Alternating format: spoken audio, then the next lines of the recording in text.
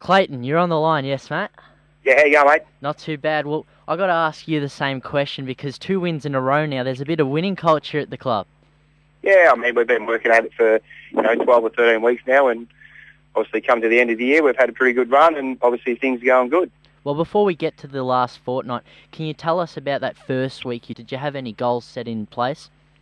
I mean, I sat down with the playing group, and, we went through it, and I suppose, to be honest with each and every one, and the group were honest to me, and I was honest to them, and it was just about hard work, and we set out a plan for 5 or 6 weeks to sort of learn a game plan, and we sort of learnt that, and in the last 5 or 6 games of the year, it sort of set out to sort of show that, if you stick to something, it can come good for you.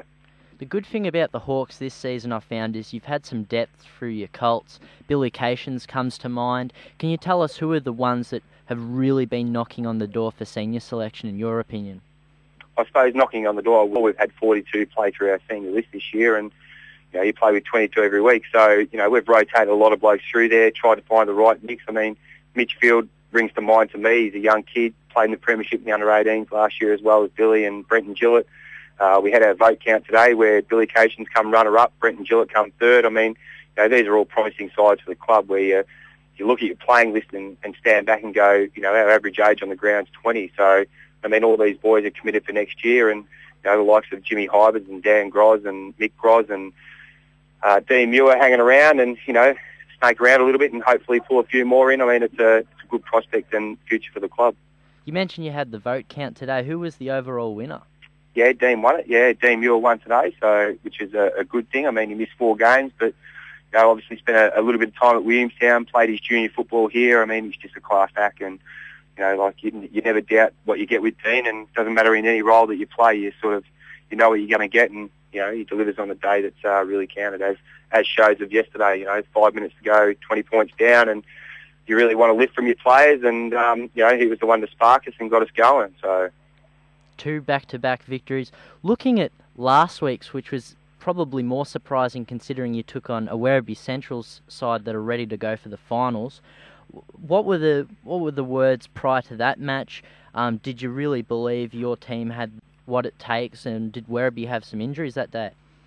I mean, when we played Werribee first up, when I took the rollover, which was the second game in at Werribee, and we led all day, and it was just, I suppose, a young group trying to learn a new game plan and getting their heads around that. And I mean, we led all day, and Werribee overran us in the last 5 or 6 minutes and ended up beating us by 9 points, if I recall right. And I suppose in that sense, you look at that, and the group believe that they're competitive against the side, and take nothing away from Werribee, they're a good side. But I suppose our boys, we sort of focused on that we wanted to beat a top 5 side on the way home, and like at Inverleigh, and the boys never say die, so they stuck it out, and it was pretty good.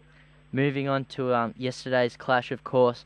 I'm not too sure if it was discussed in the club, but this was your first away win since round 9 of last season. So how important was it not to finish last? I mean, it wasn't important to finish last, I suppose.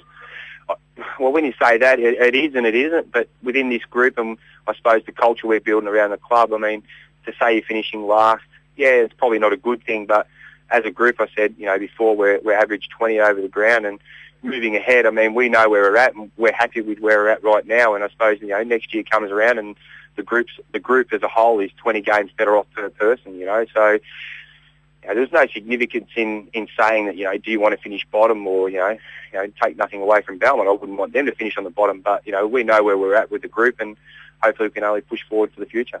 Pushing forward to the future, I'm assuming you'll be coaching next year as well? At this stage, we put it open to, to people to come in and put their name up. There's I suppose, to be honest, I mean, we'd like a new face and a new voice around the club. I've been here for, 12, 13 years now, and I mean, another voice at the club would be great, and, hopefully teach the young group coming through now, a little bit more than what I can, and improve them more, get more out of them, I suppose.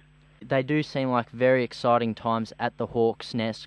I've got to ask you one question outside of Inverleigh, being a GDFL station. Who's your tip for the flag?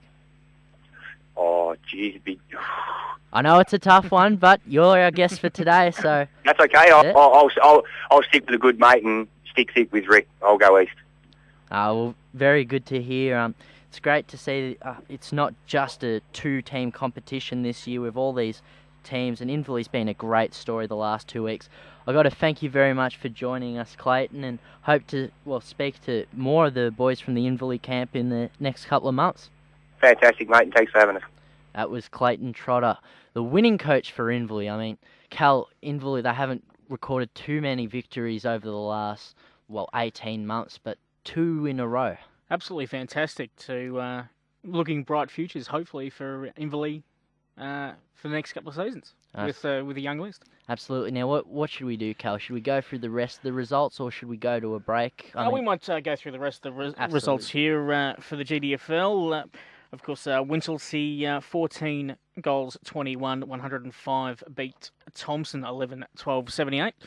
One of the X factors helping them there, of course, was having their coach on last week's episode, David Mensch. If you want to catch our interview with him, it's on YouTube under the final Siren. So, no, look, it was a great effort by the Winchelsea boys. They've